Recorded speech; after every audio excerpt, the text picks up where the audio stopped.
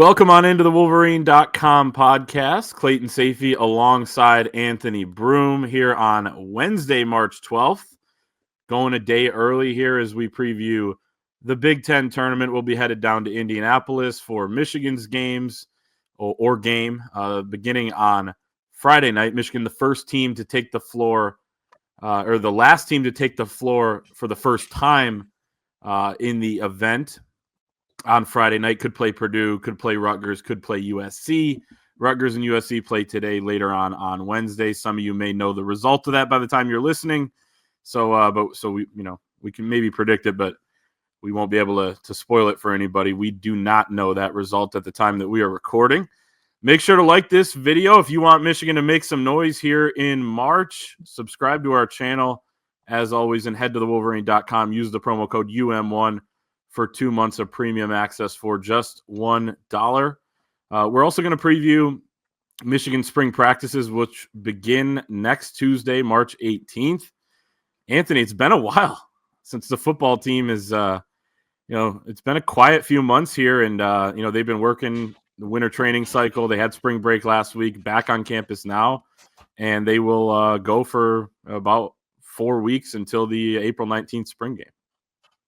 It's kind of a weird sensation, right? Where I feel like even going back to coming off the COVID season, the off season has been chock full of storylines. Is the head coach going to stay? What's this contract look like? Is the NFL coming after him? Jim Harbaugh finally leaves for the NFL. Last year, you have a coaching change. I think at this point, it was right before spring ball where you thought you had a staff, and then, staffer gets popped for a DUI. You have to go hire someone else. So that level of frenetic activity has not been there this offseason, which to me, again, that's good for business. Make no mistake about it. Pays the bills. I'm totally understanding of that, but I haven't hated not having these extracurricular storylines or, having the storyline be anything other than how does this team get better during spring ball, and excited to, I don't know that a lot of those questions are going to be answered over this next month or so. On the same token, it's going to be fun. It's going to be good to finally get a feel for where this team is at, get a feel for what they have and what they need to still answer spring portal, fall camp, and all those types of things. So it's, I'm ready to cover them getting after it. Have you seen the ESPN annual returning production rankings that are out there and where Michigan ranks? I saw you do something on that the other day. I don't know where they rank, so you can break that news to me right now. Yeah, this was surprising to me that they're 29th in the country in returning production. I think it was, I wrote it here, 4th in the Big Ten behind Illinois, which was 3rd, Rutgers, which was 7th in the country, and Wisconsin, which was 25th. And that surprised me. Now, they do take into account transfers coming into production they had at their previous schools, unless they're coming from a lower division. Michigan has one of those guys, maybe kind of 1.5. I think they count FCS maybe moving up. So they count some of those guys, but it goes on snaps, on offense and defense, and then, statistical categories, receiving yards, rushing yards, passing yards, tackles, TFLs, sacks, all those good things. But Michigan... So it's more known production than it is returning production. Yeah, they've altered it over the years because of just how big the transfer portal has become. And I guess it speaks to, you lost a lot. You're going to have, some of your high-end players drafted really high in the NFL, but you also were able to bring in some guys from the transfer portal who I think are going to make immediate impacts. And then you also do have other guys that played roles last season. Now, this is percentage of returning production. It's not overall returning production. I think that's important to note because there wasn't a lot of production from the Michigan offense last year, but percentage-wise, a lot of guys are back. Davis Warren's still on the roster. I know he's recovering from injury. Mikey Keene comes in with, having started last year at Fresno State. And people can go look it up. I don't know exactly if 100% of their production gets inputted in there, but Michigan is 63% of their production is returning to college football. Offense 47th in the nation, and they rank 28th on defense. You lose your top guys on D, but still plenty of guys who played a lot back, plus some transfers with experience. Yeah, and it's NFL free agency is going on right now, and it's one of those things where when we talk about how NFL teams build their rosters, it's very similar. It's getting a lot more similar to what the vision for how to build a college roster is. And yeah, Michigan's going to lose as many as I think 4 first-round picks. Could be 3, could be 5 if someone falls in love with Josiah Stewart. But it's about, I think when you build your roster, it's about that chemical mixture. Are you good enough in this area? Yeah, you might have this surplus of talent like they did on the defensive line last year, but you had almost nothing offensively. You had no quarterback. You had some struggles in a few other spots. Now, for Michigan, when it comes to the returning production, or when it comes to some of the positions that they've addressed via the portal and maybe some of the guys from the 2025 class that find a way to get on the field a little earlier than before, you're hoping that the sum of all of that can add up to something that was better than what we saw last year. As fun as the end to that year was, this time next year, you don't want to be talking about a team that just won 8 games, counting the bowl game in the regular season. So to me, that's the biggest question. There's that caveat with the returning production. Yeah, Michigan's returning production was a lack of production in the aggregate last year. So how do those guys get better? How do you just swap? The questions are, how much of that production improves by virtue of another quarterback and a new play caller and some tweaks that you make here and there. So that's interesting to hear that, it's a weird juxtaposition where you should be better. And yet a lot of the things that we saw on the field, especially offensively in terms of personnel, is going to stay the same, but it's how many of those, what can you add to that chemical mixture to make it a winning recipe? And that's, I think, the biggest question that we have on this team heading into not just spring camp, fall camp, but into the 2025 season, 2025 season. Mm-hmm. You rank 29th in the country in returning production, and yet the guy that everyone wants to talk about and is really the focal point of the spring is Bryce Underwood, who I'm sure we'll talk about in a second. But I did find this interesting. Who do you think is the returning leader in offensive snaps on this Michigan football team heading into this spring? And this is a player that was on the team. Yeah. Snaps from last season or in his career? Last season. Offensive.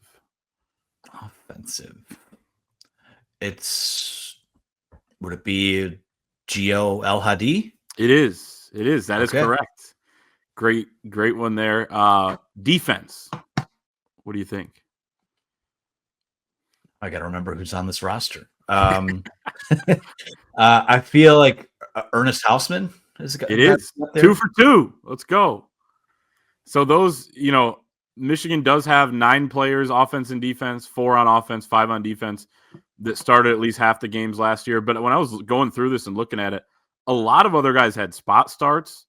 A lot of guys were close to that halfway point of 6, but you don't count those unless they're over 50%. That's how we do it in our magazine. So, keeping it consistent. That's kind of how I think of it, I guess. If you started over half the games, like you were cemented as a starter. But Michigan, with the opt-outs in the bowl game, some injuries that they had throughout the season, and then just position battles never being settled in situations, guys that have started. So there is some experience on this team.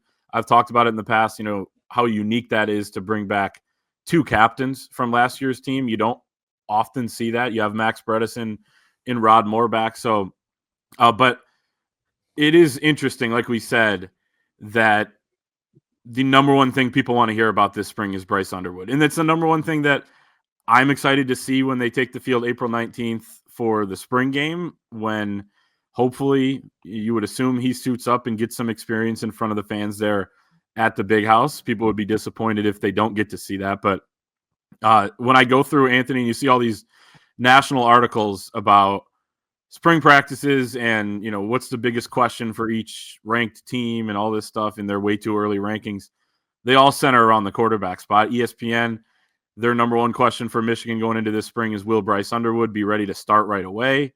Ari Wasserman from On3, our coworker, did an article doing an early prediction on all the quarterback battles across the country, the high-profile ones. He has Mikey Keene starting the opener, replaced in the season by Bryce Underwood. But, this is one of the more high-profile battles in the country. All eyes kind of on Bryce Underwood. And I agree with them. That's my number one question heading into the spring is, how do they handle this? Chip Lindsey, new offensive coordinator, has talked about how he's going to split up the reps equally at the beginning of the spring. I think it's smart. I think it eases both newcomers in, Mikey Keene and Bryce Underwood. It takes some pressure off of Bryce to just be the number one guy right away. But you got to imagine that there are going to be some pretty ridiculous flashes there at Glick and on the field outside from Bryce Underwood. And obviously you hope other guys step up along with him. It's a familiar formula. It's a formula that we've seen them use when there's quarterback battles at Michigan in the past, where, starting out, everyone's going to be equal. And then how you perform, what you put on film is going to determine if you get more, if you get less, where you're at in the pecking order. So that's all going to play itself out. So if you're a fan that's like, oh, they're going to split up reps, like, this is ridiculous. Like, Underwood is clearly the guy. Why wouldn't you do this? Why wouldn't you do that? It's going to work itself out. And if it's meant to be, it will be. Now, on the flip side of that, when it comes to how we talk about this offense, when it comes to Bryce Underwood in general, and I know there's maybe a portion of the fan base or some analysts who say, let's take it easy, let's ease him on in, let's see, let him come out when the time is right. You don't make the investment at the quarterback position that Michigan did without force feeding this guy as much as he can possibly handle. Because if you think he is the best in the country relative to his peers, he's going to be able to handle that. And it's so how do you strike that balance is going to be interesting to me. If he's ready for it, he'll earn the job. It's when practice starts, it's going to be March 18th. No jobs can be won or lost on March 18th. No jobs can be won or lost probably on April 19th. When the spring game takes place. So it's all about spring ball is so much about the muscle memory and getting the reps and installing the offense and then building it out from there. And I think with this team at large, by virtue of, I don't know if I would call it surviving last season, but getting through some of the turbulence of last year and then finishing the year on the note that they did, there was kind of like it's no disrespect to any of those guys, but there was kind of like, hey, we're the guys that are left over after the coaching staff was picked over, after the guys on the roster made their decisions. So when you're able to survive that and have the year that they did, and now you have the opportunity to add to that with what you brought in the transfer portal, you add to that with what you brought in on the recruiting trail and the investments that you've been able to make in NIL since, all those boats are now kind of sailing the same direction.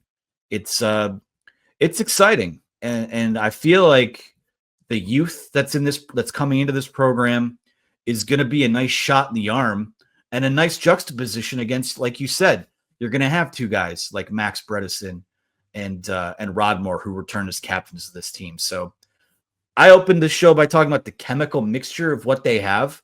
I'm a fan of it right now as we sit here on March 12th.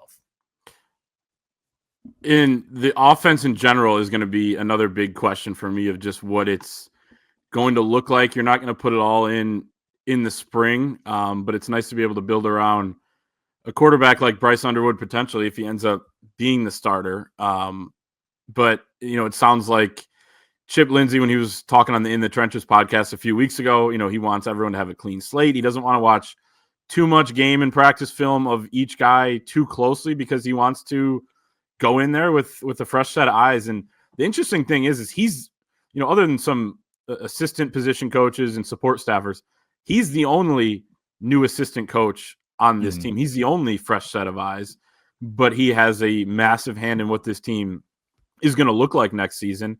I think that there are a lot of questions about the offense, the offensive line. You don't have everyone here either that's going to be here for the season, but the O-line, I think, is probably the biggest question mark on the team. The most interesting thing is the quarterback battle, but the biggest concern is probably what the offensive line looks like.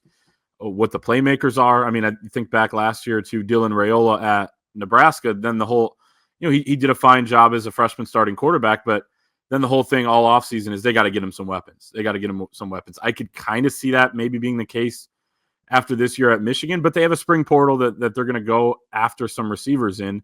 So I think that they have a good chance of actually making that not be as big of a concern. I have confidence that this staff will get some things done there. So, your thoughts, I guess, just on the looming question of what the offense looks like, who plays what roles. I mean, there's a lot wide open, and I think that fall camp is really when it's going to take shape, but this is, kind of when they start to evaluate and explore different options of how they're going to run this offense. I think having a functional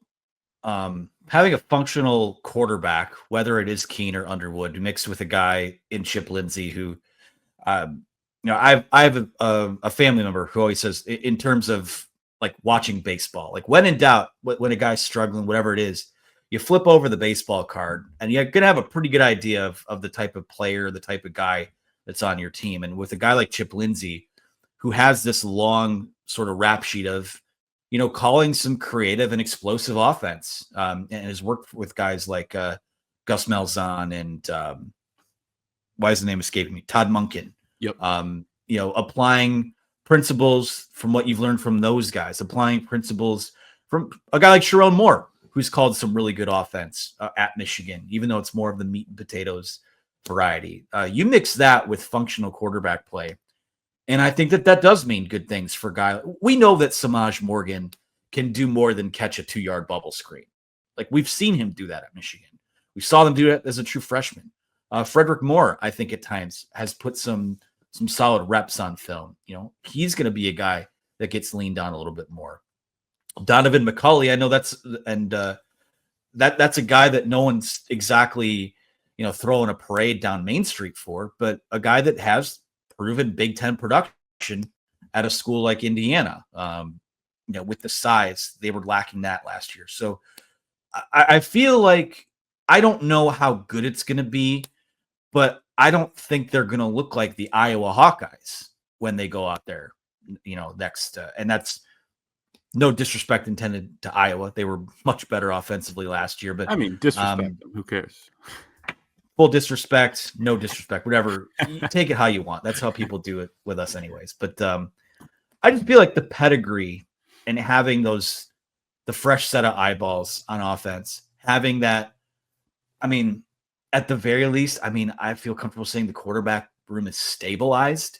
We'll see just how good Bryce Underwood can be early. But you take in, there weren't any other changes to the offensive coaching staff, but you bring in a guy like Soup Campbell to work with Ron Bellamy, who has a long pedigree of coaching the position. You bring in a guy like Juan Castillo to work with Grant Newsome on the offensive line. And, again, it's just, I don't know how good the parts are at wide receiver, on the offensive line, and to a certain extent at quarterback, but you're a little more confident that they can get those guys to play their best football. And I don't know what the best version of this offense's football is.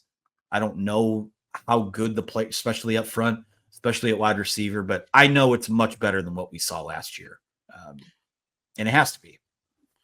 What's funny is before last season, everyone was saying, like, they're not going to be Iowa. Everyone relax or whatever. No, I feel like I'm having deja vu when I say that, but no, but then they were worse than Iowa last year. But I agree. I don't think it's going to be as bad this year.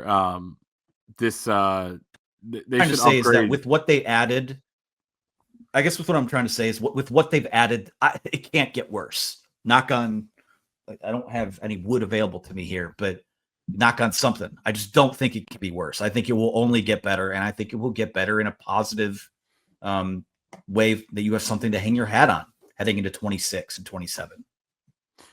No, I totally agree. I just find it funny when you look back at last year and we were all saying that, and then it was a disaster on offense. Yeah, it was basically beyond a disaster. Offensively, it was like you didn't have an offense for portions of games, full games. You didn't have. We'll just call it what it was. I mean, it was pathetic. It was really tough to watch. extremely tough to watch, extremely frustrating. What are you curious about with the defense? Because they do bring back more than the offense does. You have more experience there. Also, you sub more at a lot of positions on defense. So guys have played snaps, but you do lose all of your best players on that side of the ball. Wink Martindale, I thought it was interesting him talking about how much better he feels about the depth in the interior of the defensive line, which was a weakness last year. It makes you feel good. He said, I don't want to talk about the incoming transfers because I haven't seen them on the field yet, so he couldn't speak to what they're going to bring, but it seems like he's pretty pleased with at least what the roster looks like on paper. That would have been a concern for me and still really is. I think depth at edge rushers, something that I'm curious about. If the linebacker play has to improve this season, do you have enough depth on the back end at corner? Who's the nickel? Like there's a lot back and the returning production is there other than, your two studs, Will Johnson, who only played half of last year anyway. So you got to see some other guys in there.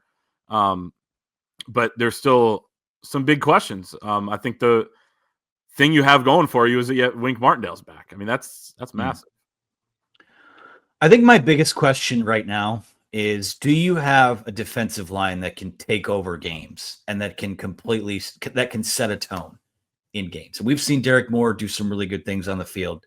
We've seen Rayshon Benny do some really good things on the field, but you're losing two dominant defensive tackles and your best pass rusher from last year, at least from a sacks perspective. And that has a chain reaction on the rest of the defense. When those guys get home, secondary doesn't have to cover quite as long. And the linebackers, their job is to more just clean up anything that might squeeze through. Cornerback's a bit of a question. I don't know. I think there are still some growing pains that they're going through with guys like Jair Hill, Josiah Edmond. You have some nice pieces there, but I don't know. You're right. There's a drop. They're losing their best players from that side of the ball. And while on one hand, you want to say, oh, well, that Alabama game, that might be predictive of what this thing looks like next year. And on the other hand, you wonder, did that Alabama team even want to be in that game? I mean, I know Jalen Milroe played to put stuff on film for the NFL, and that backfired on him. So I don't know. I don't know what it's going to look like. I think it can be pretty good. I think it can be one of the 3 or 4 best defenses in the Big Ten. Heck, they could be the best defense in the Big Ten. I think they're that well coached, but personnel-wise, when you bring in guys like Trey Williams and Damon Payne, who they've been rotational guys at Clemson and Alabama. That's not Mason Graham and Kenneth Grant, and that's not me hating on those guys, but it's just I do think that there's, you won that Ohio State game because you completely control the line of scrimmage with your defensive line. Do you have a unit that's able to do that this year? I think you can play some pretty darn good football. Are they going to be dominant? That's what I'm excited to see. Mm-hmm. It's going to be interesting to see who plays where, how it comes together. I'm, again, especially curious about what the nickel spot is going to look like, considering how big it is in this defense. Is there, give me your transfer and your early enrollee freshman that you're most excited to watch or hear about this spring. I feel like the legend of Jayshon Barham last spring started to grow. You heard all about him. He maybe didn't live up to the hype as a football player, but great athlete and improved throughout the year. He was kind of the main guy that was talked about, but more transfers to choose from this time. And certainly some freshmen. I guess maybe you'll take Bryce Underwood out of it. Yeah, I was going to say the easy answer would be to just follow the money. And so I'll start with the transfer with Marcus Haynes. I know that we're huge fans of what we saw out of Jordan Marshall in that bowl game. And, a guy that was a top 100 recruit, kind of, I don't know if he's Blake Corum, but he's kind of off that same conveyor belt from the running back factory. Excited to see what he does. But Haynes is a guy that we had even heard, before he's in the portal, that if he hops in, that's someone that might be a priority target. And they outbid for him. They're expecting him to play a major role And I'm interested in seeing, because you throw on some of his highlights from Alabama, and he's a bowling ball, and he's got the juice in the open field. So as much as we talk about how much better can this passing game be, how much better is the offensive line, the quarterbacks, the wide receivers, I think at least for next year's team, the run game is still the engine of this offense. And the investment that was made in him, they expect him to be a big part of that. So I'm excited to see what he brings. A non-Bryce Underwood freshman, early enrollee. Andrew Marsh is enrolled early, right? Yes. Okay, that would probably be my guy. Top 100 talent at wide receiver. I don't have the composite up in front of me, so I don't know who had him where, but when you lose a Tyler Morris type of guy, as a slot receiver from this offense, maybe a guy who can bounce out and play a little bit of Z as well. Andrew Marsh is intriguing to me. I don't know, how big of a role he might have, but in a wide receiver room where they don't really have a clear, I don't think you can even pencil in a top 2 or 3 at the moment. You could write down who you think it might be, but in a room where the reps are wide open, that's probably my pick there. Yeah, I'm going to go with Shamari Earls as a freshman at corner. I just think he's a guy that could potentially see the field early on. I think Marsh could as well. I think there are several candidates, but corner is, you have Jair Hill. They're going to start with Zeke Berry playing at the outside spot. He's versatile. He could play elsewhere, but I want to look back at this. When was the last time you started and finished a season and every game in between was started by the same 2 outside corners? It just doesn't seem to happen, and they've been low on depth there. That was a huge land, I thought, when they got him towards the end of the recruiting cycle. So I'm going to go with him, but there are some others who I think could impact. I just want to hear too from some of the offensive linemen how Andrew Babalola is fitting in. Maybe not start right away, but is he different than maybe some of these other freshmen? Because freshman offensive linemen don't usually get talked about that much, because they understand there's a lot to learn. There's the technique, there's the playbook, there's all sorts of things. There's just the weight room too. I mean, a lot of these guys don't come in physically, the way that they need to impact. He is certainly going to need to add some size. But that'll be kind of interesting to just hear how their teammates talk about him and the coaching staff and get kind of a read on where he's at in the depth chart. And then my transfer, I'm maybe excited to watch other guys, but I'm maybe most curious about Donovan McCulley at wide receiver. Like how good is he? How much juice does he add to a receiver room that needs some badly? Just talent, size, catching ability, all of it, and how good he could be right away for them. I'm going to tread lightly, I guess, on making big conclusions on like what's said about receivers, because we heard a lot about that group last year and they didn't perform all that well. They didn't have great quarterback play either, but he could be, he could be an important one there. And I think they'll add, like we said earlier, at the receiver spot. But anything else? It's not a negative. It's not a negative. Sorry, I interrupted you there, but it's not a negative to say this, but I feel like I'm covering this spring ball fall camp with a little more skepticism than, whereas last year it was like you're riding off the vibes of a national title. There's all this newness, but there's this excitement for a new era. There's a lot of optimism there.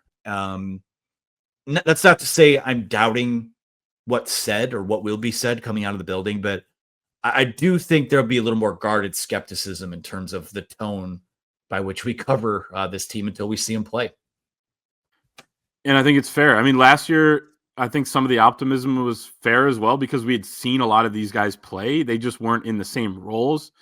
And a lot of it didn't work out, right? And a lot of it took more time, too, maybe than people thought coming into the season. So it'll be interesting. We'll be covering it throughout over at the Wolverine.com as always. Let's move on to basketball. But before we do, we have to talk about some more football, Anthony. Literal football. We both have them here. You got to find yours real quick. The 2025 official Michigan Jordan Fly Elite Football just dropped. Anthony's holding his up there. I got mine on the screen. I was at the football field here locally yesterday, running routes, throwing the ball around. It is tossing a rock. It's Way too easy to throw a spiral with this thing. It is awesome. The 2025 official Michigan Jordan Fly Elite Football, for the first time ever, Jordan Brand's signature innovation, performance, and swagger are hitting the turf in the Big House. This is the official game ball of the Wolverines, and you will see it in action all season long. Here's what makes it special. Signature Maze, Jumpman, and Block M logos, iconic symbols of innovation and performance, engineered to Michigan's quarterback specs. It was designed with input and guidance from the Wolverines coaches and players. It's pebbled lace, a visible colorized maze, lace reinforcement flap, and overlay stripe technology for better optimal off-lace control. Handcrafted in the USA by Big Game Football Factory. Every ball comes with a certificate of authenticity. This isn't just a football, it's a part of Michigan history. Perfect for true Michigan fans to display it or give it as a gift. Be among the first to own it. Join us and snap yours today at biggameusa.com/Wolverines. That is biggameusa.com/Wolverines. Let's talk Big Ten tournament and Michigan heading in. They will play Friday night in the last game of that day against either Purdue, Rutgers, or USC. Rutgers and USC will play here tonight, which is Wednesday. Anthony, you wrote about this. I listened to Dusty May on Pardon My Take. Great interview that came out late last night, late Tuesday night. PFT commentator asked him about the panic button. Should Michigan fans hit the panic button? What do you tell fans that have brought the panic button into the room and they're thinking of hitting it? And Dusty May says, give us 2 weeks. These are the most important games coming up. Yeah, I wouldn't hit it quite yet. We still have a group. We've got a heck of a front line that's continuing to put up staggering numbers, even when they're not playing their best. I believe we're going to make some shots. He's got that confidence. He's a confident guy in his team. He believes in his guys. It's a new season, AB. It's a new season here in the postseason. You know, maybe it's like half of a new season because it's still Big Ten teams you're playing. But next week will definitely be a new season. But new life, and if shots start going down, I mean, there's just so much more upside on this team. I mean, the fact that, listen, I knew that they were slumping offensively. I didn't realize that they had slumped to 16th or 17th in the Big Ten in 3-point shooting. Because in the back of your head, you're always like, oh, every game out there, they're just having an off night. Oh, they're just having an off night. And they had an off night for like, I don't know, a month and a half, 2 months almost. So, like 14 games of it. Yeah. Yeah, it's been odd. And I don't know. This is what's interesting to me is that, you know, we say, oh, finally, you get a few days to practice and rest and all that. But there have been a few points at the tail end of this season where they played a game and then didn't play for 5 days. I think the last time they had that was between the Ohio State and the Michigan State games. But, you know, I just wonder if that, you know, you keep hearing, all right, we finally get a few days to rest. Water's going to find its level eventually. And I don't know. I think the biggest question right now with this team is what we are currently seeing, water finding its level from how hot they were early on in the year, or are they due to get as hot down the stretch as they were in the first, you know, up till I think January 15th. I think that's still there. I think a lot of it comes down to confidence. A lot of it comes down to things that they can control. I think the looks have been pretty good still. I think that, you and I are at the Michigan State game on Sunday, and I felt like 3 or 4 times in the first half, Danny Wolf gets the ball in a spot where normally we'd see him just hoist that. And you hesitate for a split second, you don't take the shot, you pass it out. And it's like, that's just a missed opportunity. And if at any one of those times he hoists one of those threes, makes it, maybe that gets him rolling. And then maybe there's that, the snowballing, the spiral that comes from it. And I think it is going to take a snowballing for this team to kind of get itself back on track. So I know what I saw the last 6 games, losing 4 of the last 6, 3 in a row. That's difficult, but that just didn't feel like them. I'm hopeful that they can kind of bottle what they play, what that second half was, and in East Lansing, and kind of hit their stride here, because they're going to play a pretty, whoever they get, because they've struggled with everyone since mid-January. Whoever they get Friday is going to give them hell, and will have played the day before. So it's good. I'm fascinated. I have no idea what to expect. There's some excitement in that. There's also some, I'll just say it, fear in that, because I'll put it this way: I'm packing for 3 days, but if I was driving home, eating a Chick-fil-A sandwich in the car on Saturday morning, I wouldn't be surprised either. What city would that be in? What's the route there? Oh, gosh. Gas City? Carmel, Gas City, Fort Carmel's Wayne. probably got a Chick-fil-A. Yeah. Carmel definitely has Chick-fil-A. But yeah, so that's when I say I don't know, it's not, he doesn't know how to analyze this team. He doesn't have his finger on the pulse of the team. No, I don't know what to expect, because the difference between what the last 2 weeks were, and even just like, I saw the fight dwindle the last 2 weeks, which is what was bothersome to me. They were struggling earlier than that for about a 4 or 5 week stretch, but still fighting and scrapping and clawing and finding a way to win these games. I need that fire to return. And I think, Sunday was, I don't want to say a step in the right direction in the aggregate, but at least, when you got that game down to 12, it did feel like they had a chance, and that they had kind of got a swagger back about them. So can they bottle it moving forward? We'll see. Yeah, no doubt. I think a lot of it, I do think the time off helps this team. They haven't had it in a long time. I think it was 6 games in 16 days. It was 5 in 13, and then you had an extra day that you had been having before this last Michigan State game. And it also, they got hit with illness and injury kind of during that stretch as well. So this gives you some time to get a little bit healthier, reset a little bit. And the stats on the 3-pointers, 38.4% in the first 17 games. That was 20th in the country. 27.2% in the 14 games since then. That is 358th nationally in that span. The weird thing is that, yeah, maybe they weren't overall a 38.4% 3-point shooting team. It was going to come down, but for it to come down this far and for so long and not have one of those breakouts is surprising, maybe an anomaly. I think that's the hope. They had a streak there of 6 straight games with double-digit threes. Purdue, Fort Wayne, Western Kentucky, USC, UCLA, Washington, and Minnesota. I don't believe they've had one game with double-digit threes since, and maybe one of them. But that's the hope, is that you just start hitting shots, and then you increase your margin, as Dusty May keeps talking about. They don't have the margin to turn it over and not be a great rebounding team, because they're not making shots. If you make some more, then you have more of a margin. Of course, you're trying to clean up all of it at once, make shots, take care of the ball. Dusty May said, I'm part of my take, that he's consulted about 25 different coaches about the turnovers. What have you done? What drills are you running to try to limit those?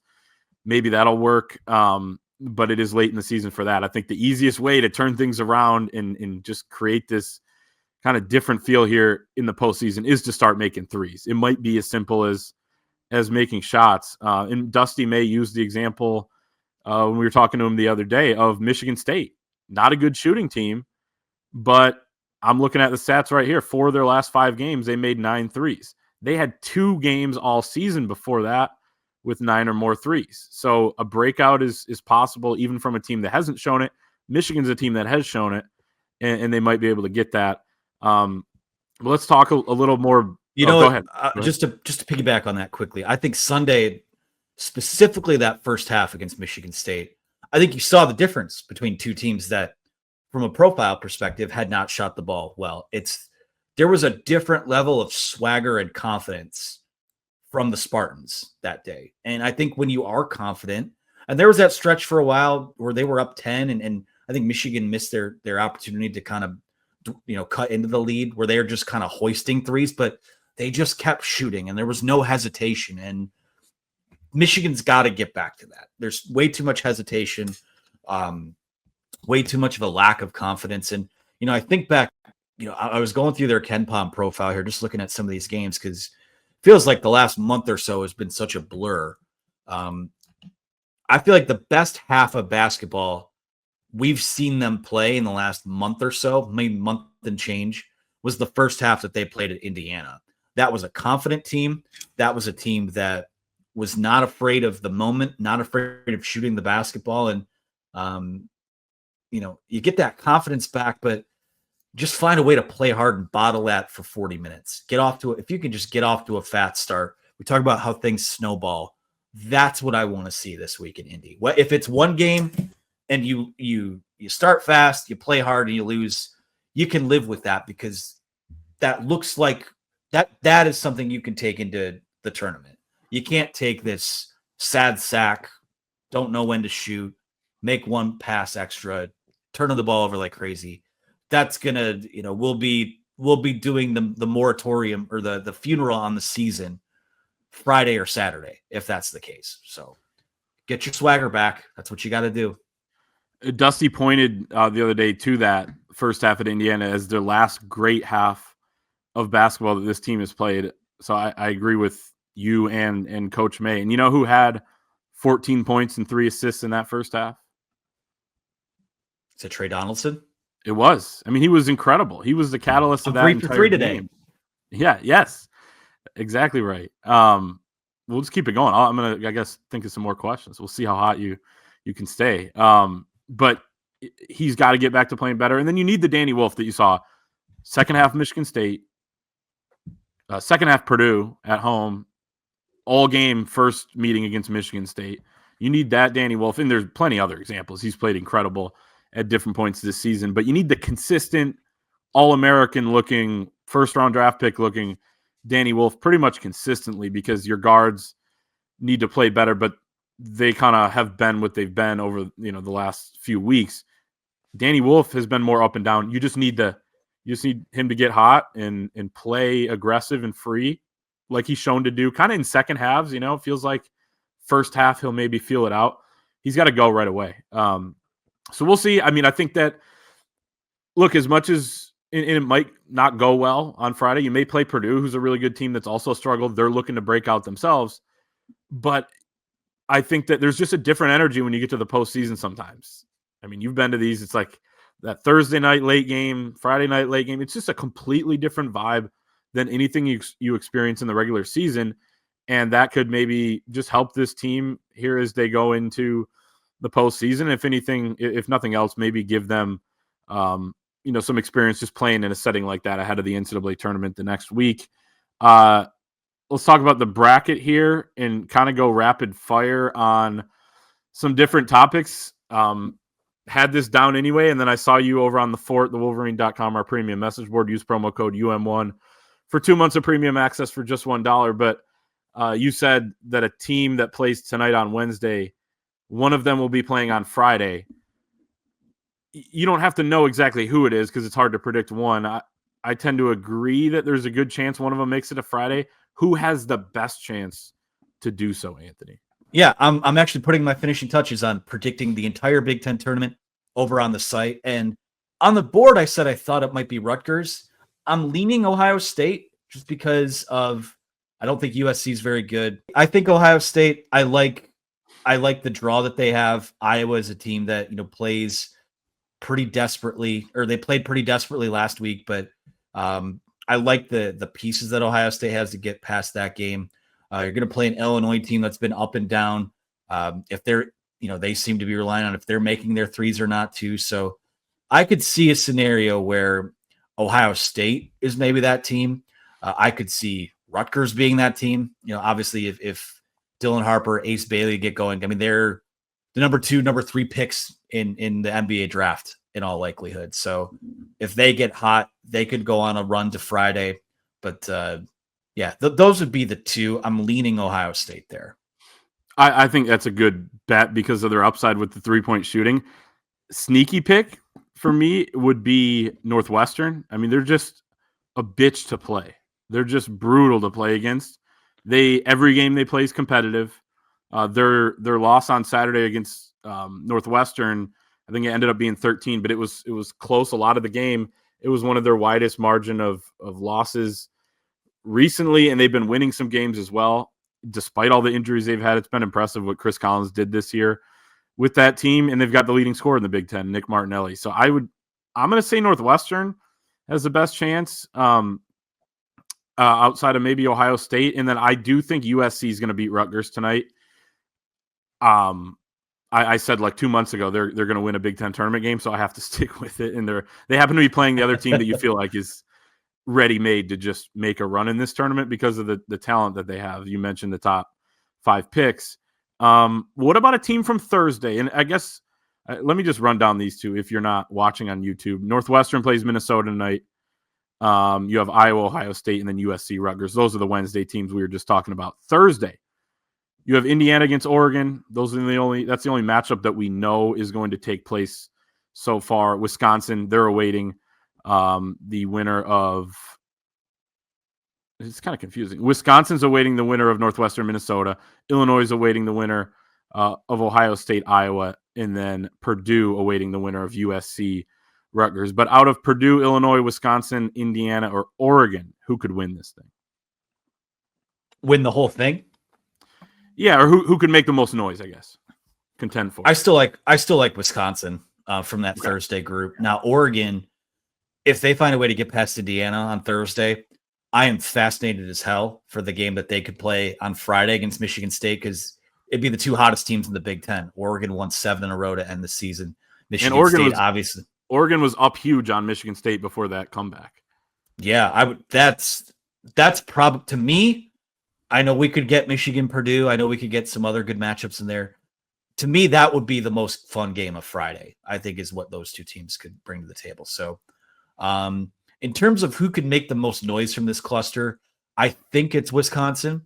If Purdue can get itself right, Purdue's fastball could still be as good as any team in the Big Ten, so they could get themselves rolling too. But just going by what we've seen in the aggregate of late, I would go with Wisconsin out of the Thursday group. I like that. I mean, there have been times where they've looked like the best team in the Big Ten.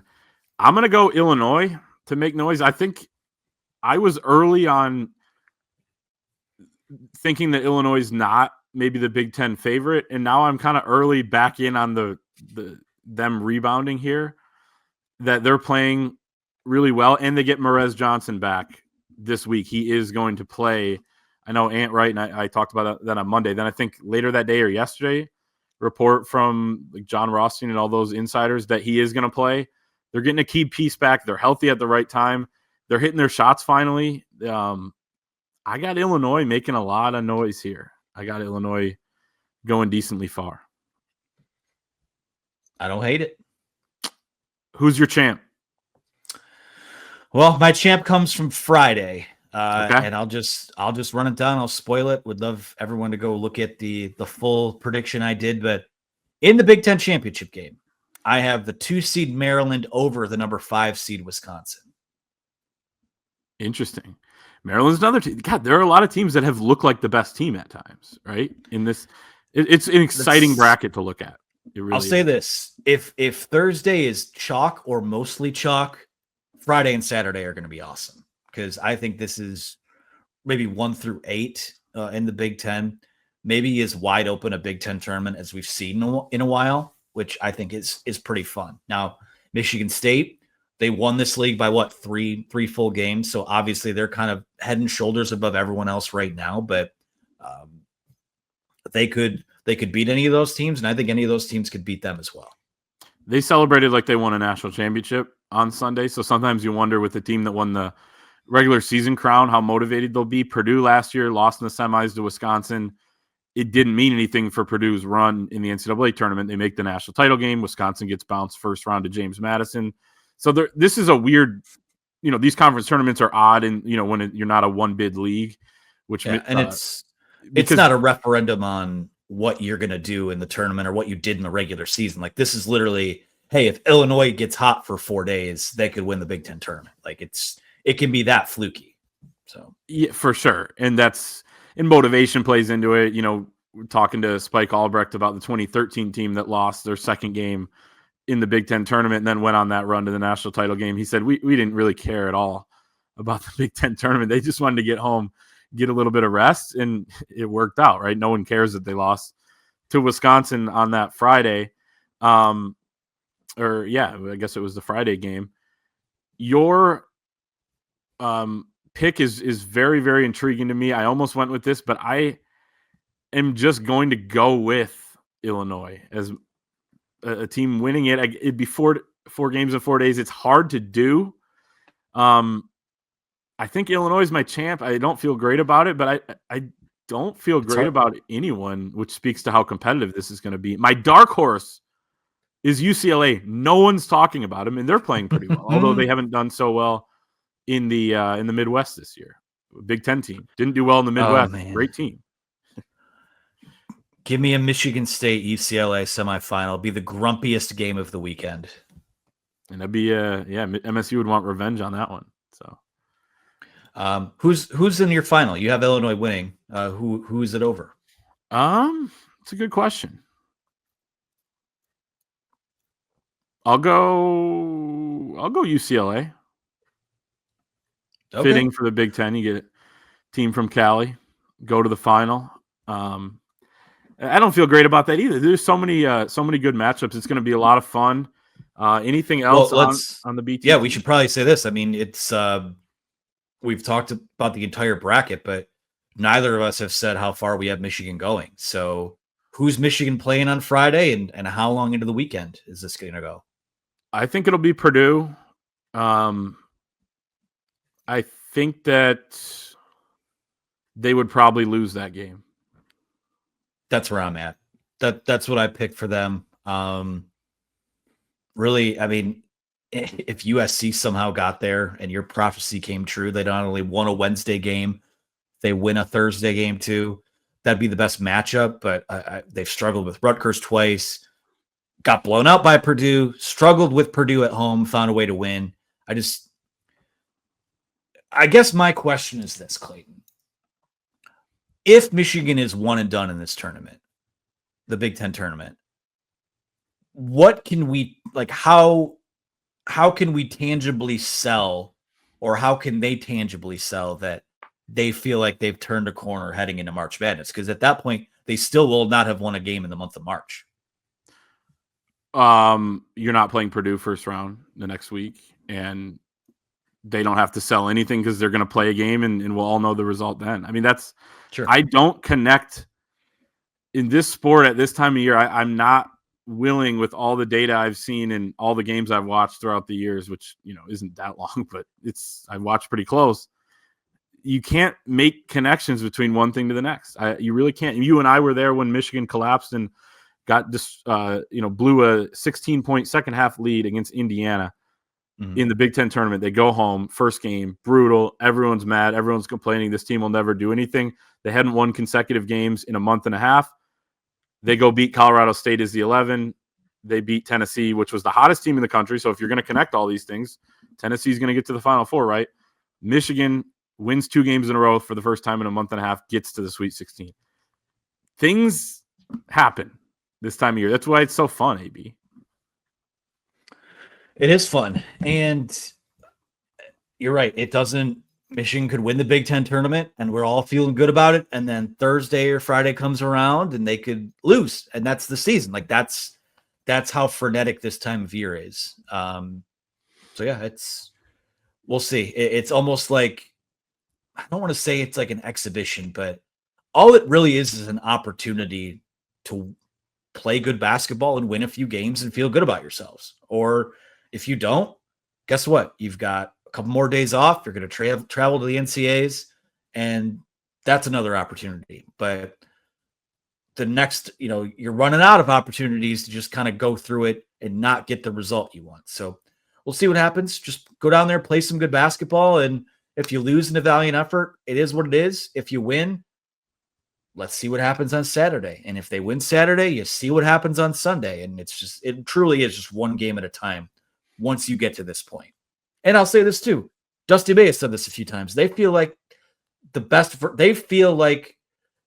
maybe the best version of themselves that they've had this year was when they were together for a few days in a tournament setting in that trip to Fort Myers, and when they were in LA for a weekend or whatever it was when they played they were there USC for and like UCLA. they were there for like a week and a half almost. I think.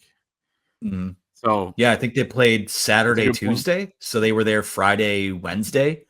So No, yeah, but they went way early. They were there when they were there when we were in Tampa for the ReliaQuest Bowl on December 31st. They didn't play USC till the 4th, and then they stayed all the way okay, through the game against UCLA on the 7th. So you're right.